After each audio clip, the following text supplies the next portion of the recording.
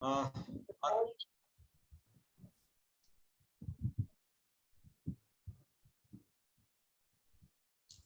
Busy Sunday મોર્નિંગમાં તમે તમારો કિંમતી સમય કાઢીને અહીંયા અમારા વેબિનાર માટે આવ્યા છો એ બદલ હું અને doctor Rozil Gandhi we welcome you all.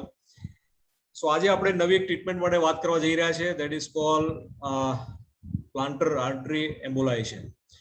સો પગની એડીનો દુખાવો દરેક ઘરમાં કોઈને ને કોઈને હોય જ છે અને અત્યાર સુધી કોઈ એની સ્પેસિફિક ટ્રીટમેન્ટ અવેલેબલ નથી. આજે આપણે ડિટેલમાં સમજીશું કે આ પગની એડીનો દુખાવો કેમ થાય છે અને એની આ એડવાન્સ ટ્રીટમેન્ટ એ કેવી રીતે ફાયદાકારક છે. સો મેડિકલ ટર્મિનોલોજીમાં જે પગની એડીનો દુખાવો કે હીલ પેન કે એને પ્લાન્ટર ફેશિયાઇટિસ કહે છે. સો પ્લાન્ટર ફેશિયાઇટિસ એટલે શું, તો તમને જસ્ટ વાત કરું, જસ્ટ આ જે આપણું ફૂટનું જે સ્ટ્રક્ચર છે એમાં નીચેનો જો આ થીક બેન્ડ દેખાય છે, that is called plantar fascia. અને આ plantar fascia is very important structure to absorb our pressures. આપણે જ્યારે ચાલીએ છીએ ત્યારે આખા બોડીનો જે વેટ આવે છે, એનો જે થર્સ્ટ આવે છે, એ એના એબ્ઝોર્પ્શન માટે આ પ્લાન્ટર ફેશિયા બહુ જ ઇમ્પોર્ટન્ટ રોલ ભજવે છે. પણ હવે થાય છે શું કે આ પ્લાન્ટર ફેશિયા જ્યારે અહીંયા એટેચ થાય છે, આ રિજિયનમાં જે હીલ બોન છે એને એટેચ થાય છે અને એ જગ્યાએ કન્ટિન્યુઅસ વારે ઘડીએ પ્રેશર આવે ત્યારે ત્યાં ઇન્ફ્લેમેશન ડેવલપ થાય છે અને એ જ્યારે ઇન્ફ્લેમેશન ડેવલપ થાય તો ધેટ ઇઝ કોલ્ડ પ્લાન્ટર ફેશિયાઇટિસ અને એનો એક સિમ્પટમ છે ધેટ ઇઝ હીલ પેન ઓર એડીનો દુખાવો. સો આ પ્લાન્ટર ફેશિયાઇટિસ ડેવલપ કેમ થાય છે? તો પગની રચના આપણે જો સમજીએ ને તો આ જે ફૂટ છે અને ફૂટ જ્યારે આપણે ચાલીએ છીએ ત્યારે અપ એન્ડ ડાઉન મુવમેન્ટ થાય છે અને ફૂટના બોટમ પોર્શનમાં આ જે વ્હાઇટ કલરનો જે બેન્ડ દેખાય that is called plantar fascia. અને આ પ્લાન્ટર ફેશિયા અહીંયા કેલ્કેનિયમ જોડે એટલે હીલ બોન જોડે એટેચ હોય. જ્યારે આપણે પગની મુવમેન્ટ કરીએ છીએ તો એ પગની મુવમેન્ટ વખતે કન્ટિન્યુઅસ આ બેન્ડ પર આ પોર્શન પર પ્રેશર આવે અને એને કારણે એ જે ફાઇબર્સ હોય એ ફાઇબર્સ ઘણીવાર થોડા રપ્ચર થાય, તૂટી જાય. ઓબેસ પેશન્ટ જે કાં તો બીજા કોઈ સ્પોર્ટ્સ પર્સન એથ્લેટ્સ હોય એ બધામાં કન્ટિન્યુઅસ પ્રેશર આવે એને કારણે આ ફાઇબર્સમાં જ્યારે ડેમેજ થાય તો ઇન્ફ્લેમેટરી એક્શન્સ અહીંયા ચાલુ થાય અને એને કારણે દર્દીને સખત દુખાવો થાય. અને આ જે પ્લાન્ટર ફેશિયાઇટિસ કન્ટિન્યુઅસ આ ઇન્ફ્લેમેટરી એક્શનને કારણે હીલ પેન ડેવલપ કરે છે. બીજી એક વસ્તુ એ છે કે આ જે વિડીયોમાં અત્યારે દેખાઈ રહ્યું છે that is cold calcaneum spur. એટલે ઘણીવાર આપણે ડોક્ટર પાસે જઈએ તો કે તમારા ઘૂંટણ નીચે હીલ બોનનું હાડકું વધે છે. It's medical terminology called calcaneum spur. So there is also one misnomer. આ જે કેલ્કેનિયમ સ્પર છે એ જે ડેવલપ થાય છે because of the plantar fasciitis. Plantar fasciitis develop થાય છે એટલે એ ઉપર નીચેના જે પ્લાન્ટર ફેશિયાનું બેન્ડ છે એના પ્રોટેક્શન મિકેનિઝમ માટે પ્લાન્ટર ફેશિયાઇટિસ ડેવલપ થાય છે. મેની ટાઈમ્સ ઘણા દર્દીઓ આવીને પૂછે છે કે સાહેબ મને તો ડોક્ટરે એવું કીધું કે ભાઈ તમને આ હાડકું વધે છે એને કારણે દુખાવો થાય છે. એકચ્યુઅલી એવું નથી હોતું. તમારો દુખાવો થાય છે એટલે બોડી તમારા એ પ્લાન્ટર ફેશિયાના પ્રોટેક્શન માટે આ કેલ્કેનિયમ સ્પર ડેવલપ કરી રહ્યું છે, એ અધર વે અરાઉન્ડ નથી એમ. So it's a calcaneum spur it's not a cause of the pain. Pain થાય છે પ્લાન્ટર ફેશિયાઇટિસને કારણે અને આ સ્પર ડેવલપ થયો છે એ જે બાકીનું જે પ્લાન્ટર ફેશિયા પર પ્રેશર ઓછું આવે એના માટે ડેવલપ થઈ ગયો છે. સો મોસ્ટ કોમન સિમ્પટમ કયા? તો સૌથી મોસ્ટ કોમન સિમ્પટમ છે એ પ્લાન્ટર ફેશિયાઇટિસના પેશન્ટની અંદર કે સવારે ઊભા થઈ અને જ્યારે એ નીચે પગ મૂકે છે ત્યારે એમને એટલું અસહ્ય દુખાવો થાય કે ઘણીવાર તો એમને 5-10 મિનિટ સુધી એમને પગ થોડા હલાવી અને પછી નીચે પગ મૂકવો પડે. એનું કારણ એ છે કે જે ઇન્ફ્લેમેટરી પ્રોસેસ છે એ કન્ટિન્યુઅસલી આ પોઈન્ટ પર થતી હોય છે. જ્યાં આ પ્લાન્ટર ફેશિયાઇટિસનો જે પ્રોક્સિમલ એન્ડ છે એ તમારા ફિંગર્સ આ ટોઝ જોડે એટેચમેન્ટ થાય છે અને આ ડિસ્ટલ એન્ડ છે એ અહીંયા કેલ્કેનિયમ ના જોડે એટેચ થાય છે અને અહીંયા આ ઇન્ફ્લેમેટરી પ્રોસેસ કન્ટિન્યુઅસ ચાલુ હોય છે.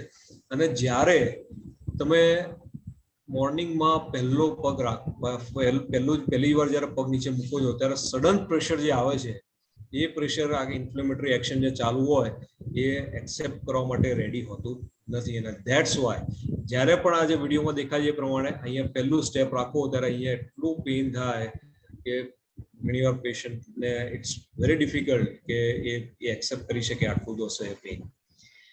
એ સિવાય તમે એક્સરસાઇઝ કરતા હો ને તો એક્સરસાઇઝ કરતી વખતે દુખાવો ના થાય, પણ એક્સરસાઇઝ કર્યા પછી તમને હીલ પેઇન સિવિયર થાય.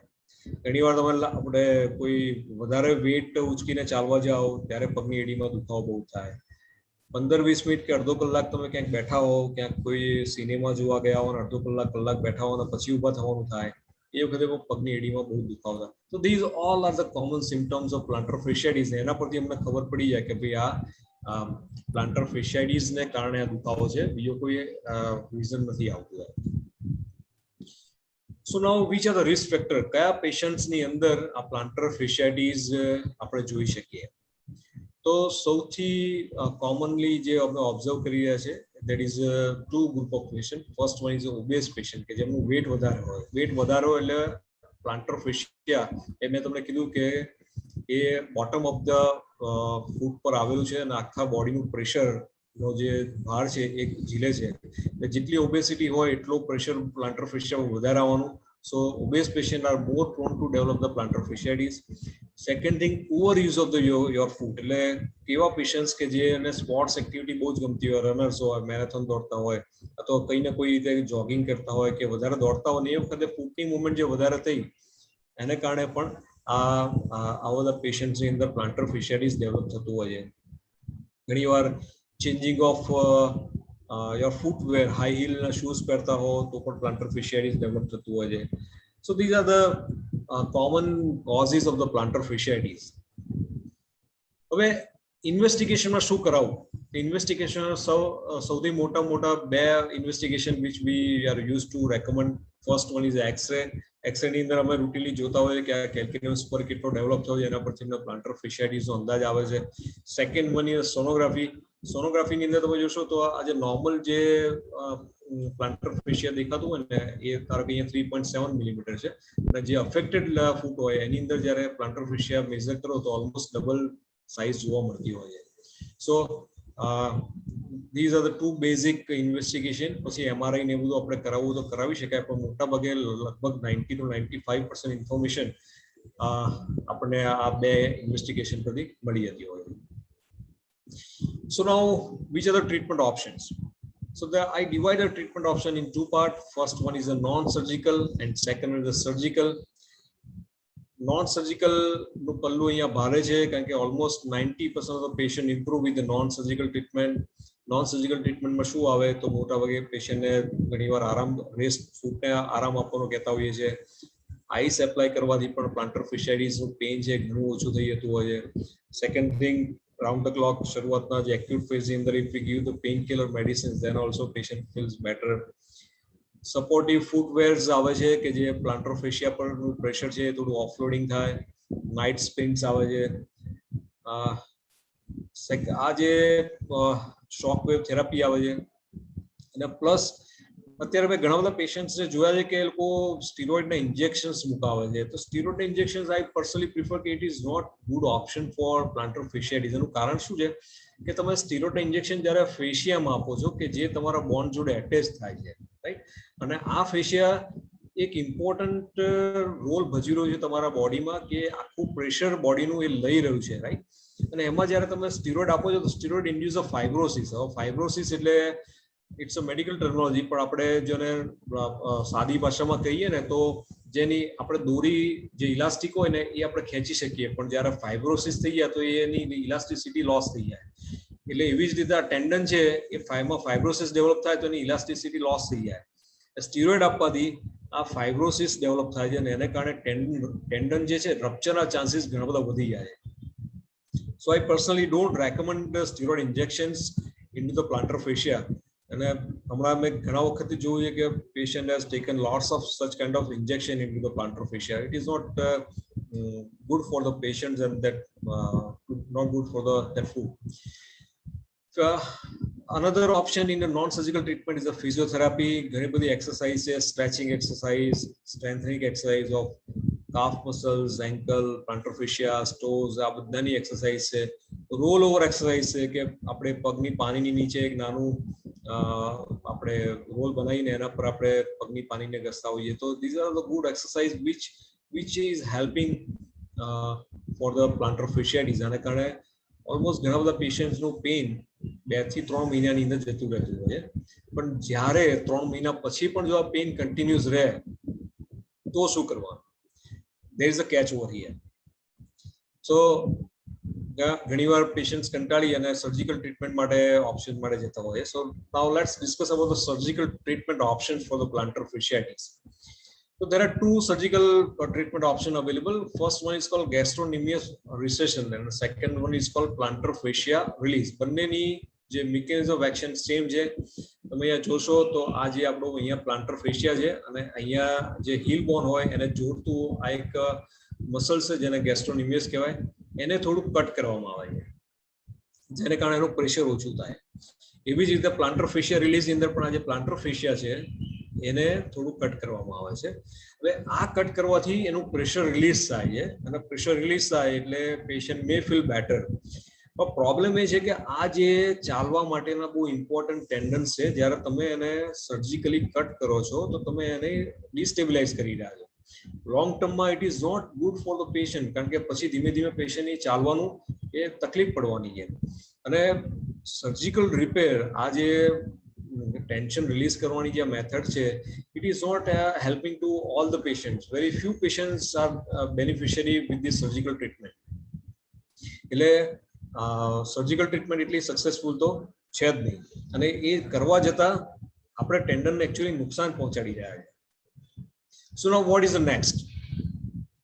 So he is a gentleman, Dr. Yuji Okuno is from Japan, and me and Rosil Gandhi both are thankful to him because of we learned from him our technology. સૌથી પહેલો case આ hill pain એમ્બ્યુલેશન નો એમણે કર્યો અને he has published into the paper and then we came to know and we learned this technique from him, જેના માટે આપણે વાત કરવા જઈ રહ્યા છે. So there is called plantar artery embolization and how it works. So body ni બે mechanism છે control કરવાની. First one is neurological system, એટલે સંદેશો પહોંચાડે. કંઈ પણ આપણે કોઈ પણ ઓર્ગન ને, ધારો કે હાથ પાસે આપણે કોઈ ગરમ વસ્તુ આવી જાય તો તરત જ આપણો હાથ આપણે પાછો ખેંચી લઈએ છીએ. એ જે સંદેશો જે છે એ પહોંચાડવાની સિસ્ટમ છે, કંટ્રોલ કરવાની, that is called neurological system. And second one is called blood circulatory system. Body ને બીજું કોઈ કામ કરવું હોય તો એ બ્લડ થ્રુ કરે છે. કેવી રીતે? ધારો કે આપણે તમે મચ્છર કરડ્યો હશે તો લાલ કલરની નાની ફુલ્લી થઈ જશે. ખાલી 30 સેકન્ડની અંદર એ ફુલ્લી થઈ જશે મચ્છર કરડ્યાને. કેમ થાય છે? કારણ કે ત્યાં લોકલાઇઝ પાર્ટની અંદર બોડી બ્લડ ફ્લો વધારી જાય છે અને એને કારણે લાલ કલરનું નાનું ડીમડા જેવું થઈ જાય છે. અને એ over the period of time તમે જોશો 6 કલાક 8 કલાક કે 12 કલાકની અંદર એ રિઝોલ્વ થઈ જશે.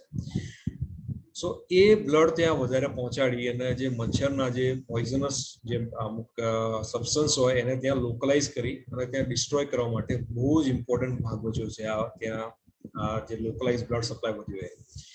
એવી જ રીતે જ્યારે આપણે પ્લાન્ટર ફેશિયાઇટિસની વાત કરીએ છીએ તો પ્લાન્ટર ફેશિયાઇટિસમાં પણ જ્યારે ઇન્ફ્લેમેટરી એક્શન થાય છે તો ઇન્ફ્લેમેટરી એક્શનને ત્યાં કન્ટિન્યુઅસ રાખવા માટે બોડી ત્યાં બ્લડ સપ્લાય વધારે છે તો ત્યાં એ ઇન્ફ્લેમેટરી કેમિકલ્સ જે સાઇટોકાઇન્સ એ રિલીઝ કરી શકે.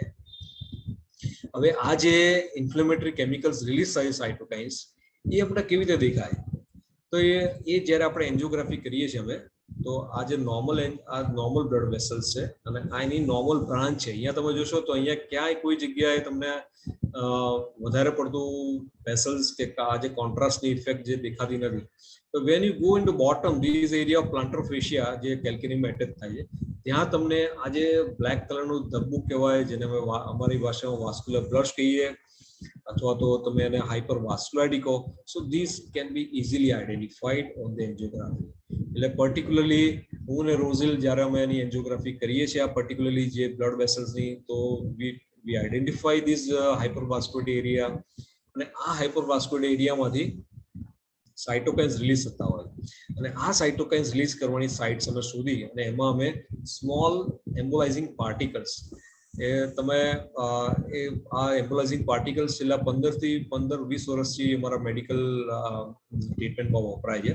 પણ જ્યારે પાર્ટિકલ્સ અમે જ્યારે હિલ પેઇન માટે વાપરીએ તો એની સાઇઝ ઘણી નાની થઈ જાય. So we use round about 50 microns of particles અમે જ્યારે એમાં ઇન્જેક્ટ કરીએ તો તો આ મેઇન વેસલ્સ છે, મેઇન વેસલ્સ બ્લોક ના થાય, પણ જ્યારે આ નાની નાની વેસલ્સ છે, કેપિલરી લેવલની વેસલ્સ છે, એ બ્લોક થાય. Once this vessels are block, એને કારણે શું થશે કે ત્યાંથી સાઇટોકાઇન્સ રિલીઝ થવાનું બંધ થઈ જશે. એટલે કે જે ઇન્ફ્લેમેટરી રિએક્શન, જે ક્રોનિક ઇન્ફ્લેમેશન હતું એ ત્યાં બંધ થઈ જશે. અને આ જે નાની કેપિલરી જોડે સેન્સરી નર્વ્સ હોય છે, સેન્સરી નર્વ્સ પણ આપણે ત્યાં સિગ્નલ્સ મોકલવાનું બંધ કરી નાખશે. એટલે પેશન્ટને વિધિન 6 અવર્સ પેશન્ટનું પેઇન જતું રહે. હીલ પેઇન માટે તમે જોવું છે કે વિધિન 6 અવર્સ પેશન્ટનું પેઇન જતું રહે. અને નેક્સ્ટ ડે મોર્નિંગ જ્યારે ઊભા થાય ને ત્યારે તો એટલી હાશ અનુભવે છે, ઘણા વખત પછી એ પહેલી આમ શાંતિથી તરત જ ગભરાયા વગર પગ નીચે મૂકી શકે છે. એવા પેશન્ટના આપણે અનુભવો મેં સાંભળ્યા છે. સો નાઉ હાઉ ઇટ લુક્સ લાઈક. આ તમે જોશો ને તો આ રાઈટ હેન્ડ સાઈડની જે એનિમેટેડ ઇમેજ છે એની અંદર ધીસ અ પ્લાન્ટ, આ મેઇન જે પોસ્ટિરિયર ટિબ્યુલ આર્ટરી ને એની બે બ્રાન્ચ પડે છે, that is called medial and lateral plantar artery. અને આ પ્લાન્ટર ફેશિયાને બ્લડ સપ્લાય કરતી હોય છે. એને અમે સિલેક્ટિવ કેન્યુલેટ કરીએ છીએ. જે આ બાજુની તમને એન્જિયોગ્રાફીમાં દેખાશે કે ધીઝ લેટરલ પ્લાન્ટર આર્ટરી અને ધીઝ અ મીડિયલ પ્લાન્ટર આર્ટરી. એન્જિયોગ્રાફીમાં દરેક વસ્તુ જોઈને અમે કરતા હોઈએ છીએ, એ આને ઇઝીલી આઈડેન્ટિફાઈ થઈ જતી હોય છે. હવે જ્યારે અમે એકવાર આઈડેન્ટિફાઈ કર્યા પછી જોઈશું પિક્ચર, તો this is a hypervascular blush. આ જે કાળા કલરનો ધબ્બો દેખાય છે, Rozil in the next case, Rozil is going to demonstrate us in a better way. Just તમને ગ્લિમ્સ આપું તો આ હાઇપરવાસ્ક્યુલર એરિયા છે કે જ્યાંથી સાઇટોકાઇન્સ રિલીઝ થાય છે, જેની અંદર અમે આ સ્મોલ પાર્ટિકલ્સ ઇન્જેક્ટ કરીએ છીએ. અને એકવાર ઇન્જેક્ટ કર્યા પછીની જે ઇમેજ જોશો તો હાઇપરવાસ્ક્યુલર એરિયા જતો રહ્યો છે ને આ લેટરલ અને મીડિયલ પ્લાન્ટર આર્ટરી સરસ રીતે ભરાય છે. So with this embolization the chronic inflammation stops. And આ કર્યા પછી પેશન્ટના results really encouraging, almost 90 to 100% pain relief થતું જોવા મળે છે. અને નેક્સ્ટ ડે મોર્નિંગમાં તો પેશન્ટ એટલું બધું બેટર ફીલ કરે છે કે ઘણી વાર તો અમને એટલા બધા બ્લેસિંગ આપે છે, મને એના રોઝિલને કે વાત ના પૂછે. સો નાઉ મેની ટાઈમ્સ આપણે ઘણા કોમ્પ્લેક્સ પ્રોબ્લેમ હોય તો વી જસ્ટ કન્ફ્યુઝ, પણ ન્યૂટનની જેમ કે કોમ્પ્લેક્સ પ્રોબ્લેમ એનું સોલ્યુશન બહુ ઝાડ પરથી એપલ પડ્યું ને એને સુધી નાખ્યું, એવી જ રીતે problem plantar fascia is really very complex, પણ એનું સોલ્યુશન જે અમે પ્લાન્ટર આર્ટરી એમ્બોલાઇઝેશન કરીએ છીએ, it is very advance technique and it's very simple solution. Just one needle પંચરથી થાય છે, કોઈ કટ, કોઈ સર્જરી થતી નથી, કોઈ અમે સ્ટીરોઇડના ઇન્જેક્શન્સ કે આ તે કઈ જરૂર પડતી નથી.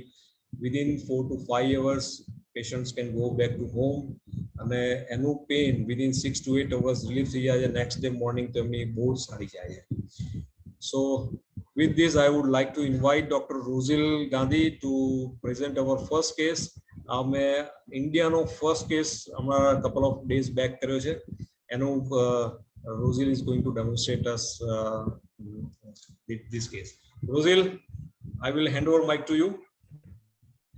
Good morning everybody.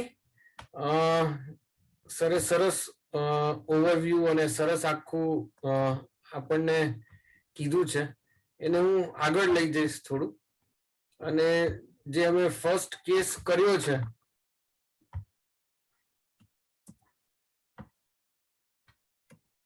એ તમને દેખાડશું.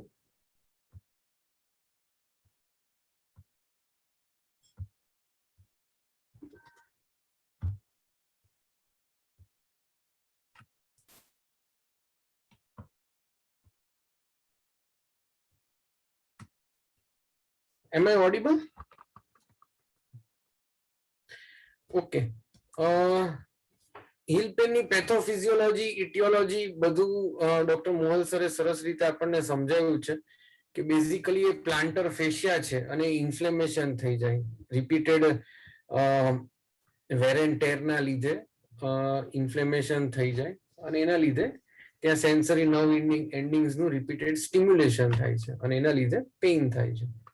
So what we do is આપણે ઇરિટેશન ને ઇન્ફ્લેમેશન દૂર કરવાનું છે સિમ્પલ લેંગ્વેજમાં.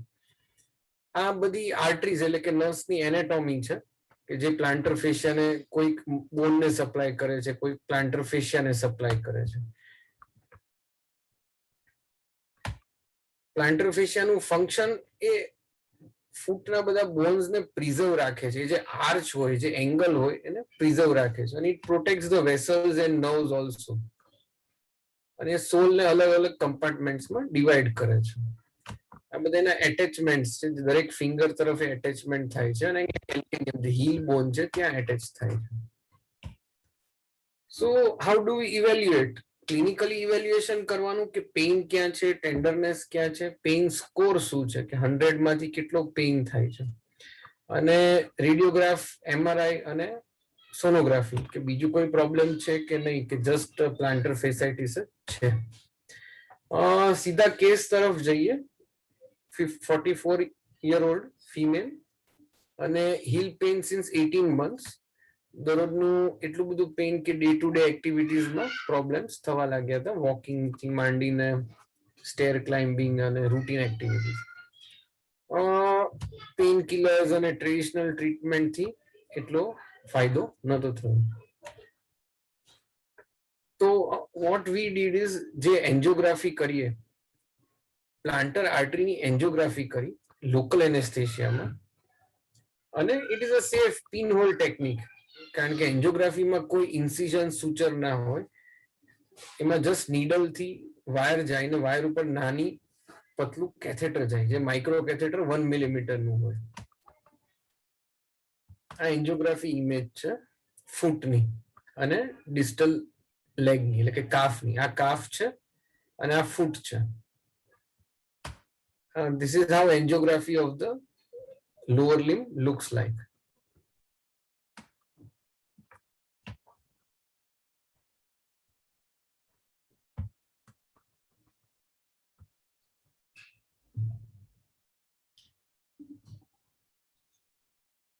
આ માઇક્રો કેથેટર છે, જેની ટીપ અહીંયા છે.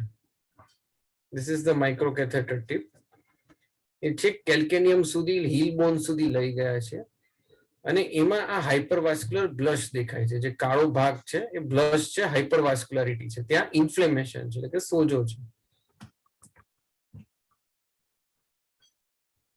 અગેન આ ઇન્ફ્લેમેશન વાળો એરિયા અહીંયા સરસ દેખાય છે. અલગ વ્યૂ છે.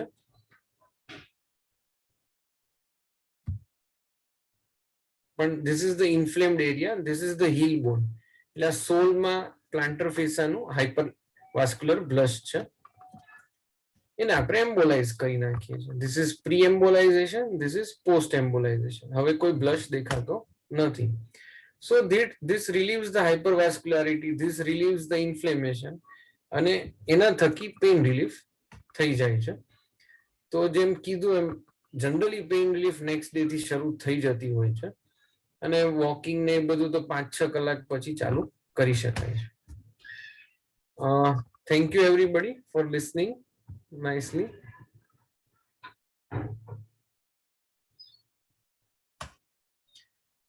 એક ક્વેશ્ચન્સ ચાલુ કરી દઉં છું આન્સર કરવાના. એક ક્વેશ્ચન છે કે ચિકનગુનિયાના પેશન્ટને હીલ પેઇન ને ફીટ પેઇન સફર ઘણા વખતથી થતા હોય છે આફ્ટર ચિકનગુનિયા. આઈ થિંક એમને પ્રોપરલી ઇવેલ્યુએટ કરવા પડે કે કયા રીઝનથી છે. જો પ્લાન્ટર ફેસાઇટિસ નું હોય, ઇન્ફ્લેમેશન કોઈ બી રીઝનથી હોય, પ્લાન્ટર ફેસાઇટિસ નું ઇન્ફ્લેમેશન હોય, નોન ઇન્ફેક્ટિવ, ઇન્ફેક્શન ના હોય ને ઇન્ફ્લેમેશન હોય, તો એ આ ટ્રીટમેન્ટથી સોલ્વ થઈ શકે છે.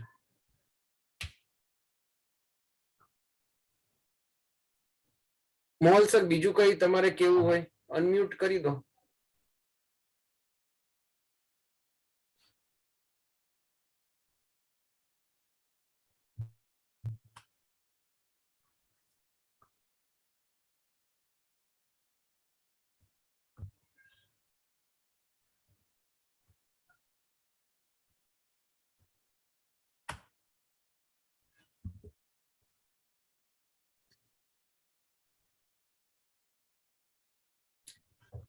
તમારે અનમ્યુટ કરવું પડશે. હા શ્યોર શ્યોર. સો શશાંક, તેજલબેન જોઈન થયા છે કે જે પેશન્ટનો લાઈવ આપણે એમનો એક્સપિરિયન્સ શેર કરવાનો છે એના માટે? સર થઈ ગયા છે જોઈન. તો ઇફ શી ઇઝ રેડી તો ક્વેશ્ચન આન્સર પહેલા એમનો એક્સપિરિયન્સ આપણે જાણી લઈએ અને પછી ક્વેશ્ચન આન્સર લઈએ. તો એમને રિક્વેસ્ટ કરો તો એમને અંદર આપણે જોઈન કરો વેબિનારમાં.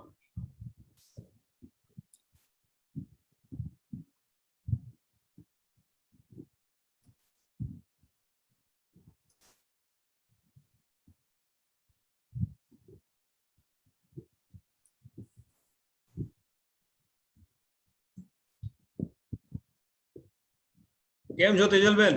બસ મજામાં એકદમ. બસ અત્યારે ઘણા બધા પેશન્ટ્સ તમને સાંભળી રહ્યા છે. હવે તમને આજે આપણે ઇન્ડિયાનો ફર્સ્ટ કેસ તમારો કર્યો છે, તો તમને પહેલા કમ્પ્લેનમાં શું હતું? મને કમ્પ્લેનમાં 1 વર્ષથી હું ખૂબ જ હેરાન થઈ હતી હીલ પેનથી. મને સવારે ઉઠું ને તો નીચે પગ મૂકું તો ચલાતું નહોતું. 5 મિનિટ થોડી એક્સરસાઇઝ કરું ત્યારે ચલાતું હતું. પછી રૂટીન કામમાં તકલીફ પડતી હતી, કિચનમાં હું ઊભી નથી રહી શકતી, સીડી ચડવા ઉતરવામાં તકલીફ થતી હતી, ચાલવામાં બી તકલીફ થતી હતી. મને ઘણો આમ ખૂબ જ તકલીફ થતી હતી, ચાલવામાં પેન ખૂબ જ થતું હતું મને. પણ આ પ્રોસિજર કરાયા પછી મને ઘણું સારું લાગે છે. હવે તમને આ પ્રોસિજર કરાવતી વખતે કોઈ તકલીફ પડી કે ના પડી? ના, સહેજ બી તકલીફ નથી પડી. તમે આઈ થિંક 4 to 5 અવર્સમાં ઘરે પહોંચી ગયેલા ને? હા 4 to 5 અવર્સમાં હું ચાલીને જઈ શકતી હતી અને મને કશી જ ખબર નથી પડી કે મને પહેલા દુખાવો હતો. મને એવું લાગ્યું જ નથી, કારણ કે હું 3 કલાક પછી એકદમ નોર્મલ થઈ ગયો હતો મારો પગનું પેઇન. અને તમારો નેક્સ્ટ ડે મોર્નિંગ નું ફર્સ્ટ જ્યારે તમે સ્ટેપ લેતા હતા ત્યારે દુખાવો તો હવે કેવું છે?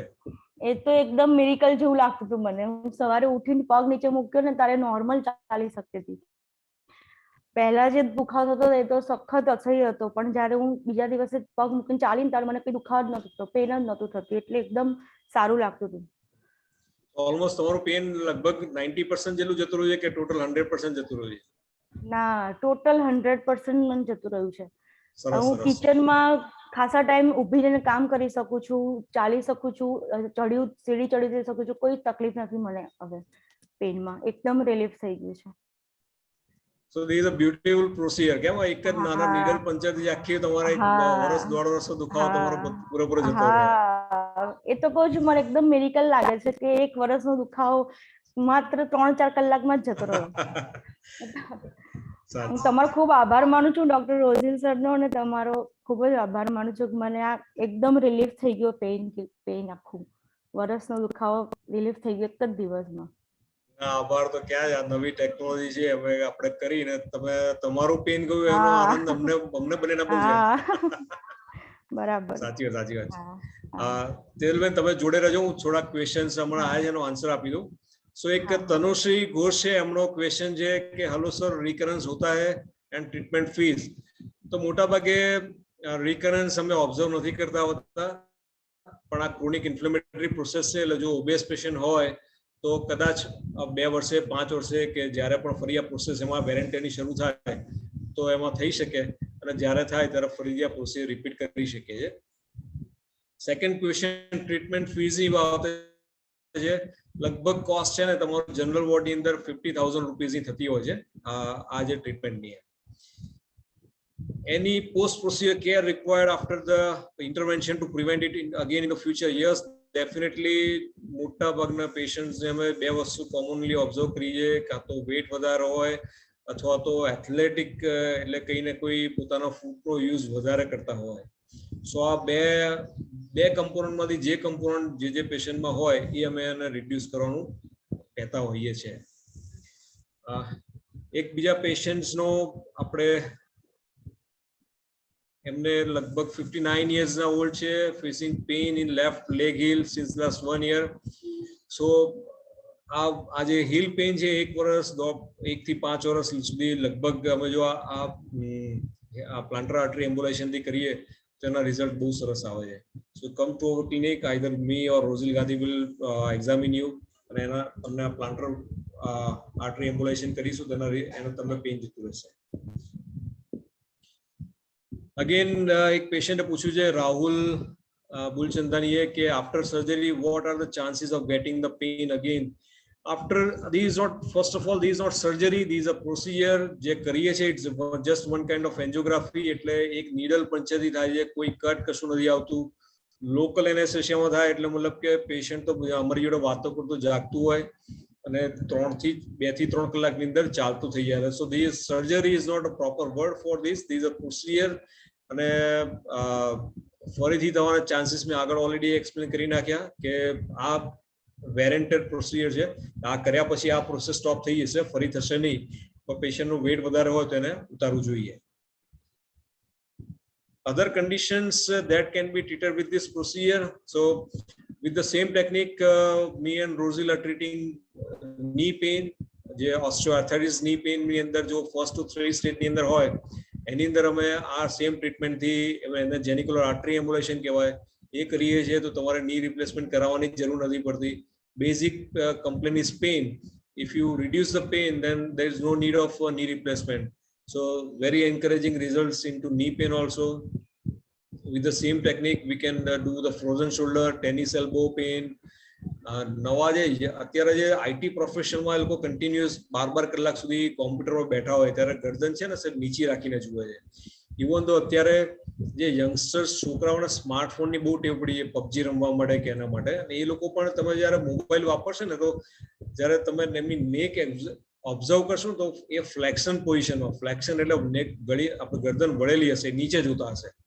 અને એને કારણે neck pain is very common in this two kind of community. અને એની અંદર પણ આ જ ટ્રીટમેન્ટ નેક પેન એમ્બ્યુલેશન બહુ સરસ રિઝલ્ટ આપે છે.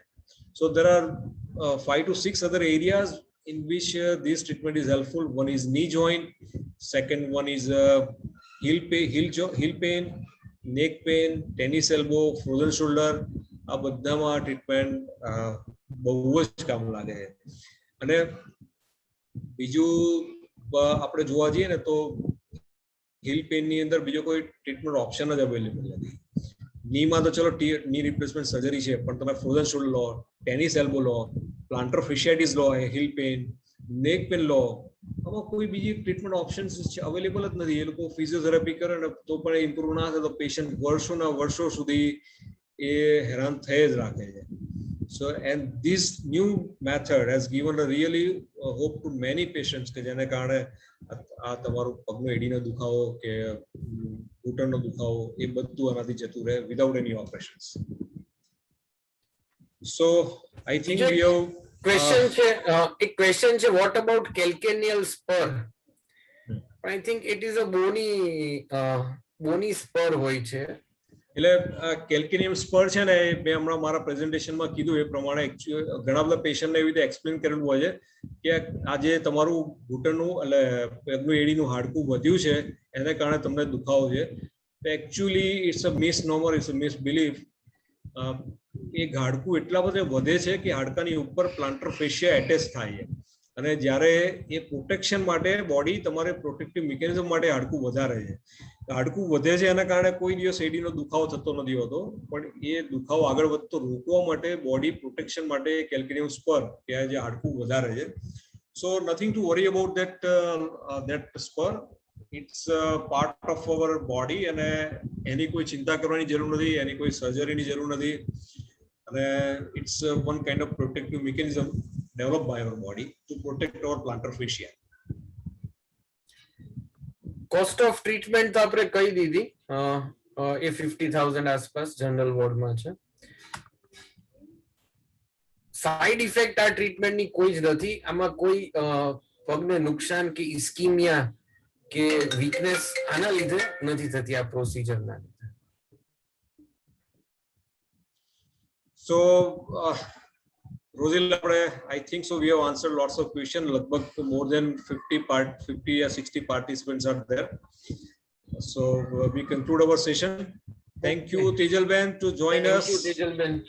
અને તમારો એક્સપિરિયન્સ શેર કરવા માટે રિયલી હું ને રોઝિલ we are thanking you. ઘણા તમારો એક્સપિરિયન્સ સાંભળીને ઘણા બધા પેશન્ટની હિંમત થશે અને આ ટ્રીટમેન્ટ કરાવશે. Okay, thank you. Thank you all. Thank you. Thank you.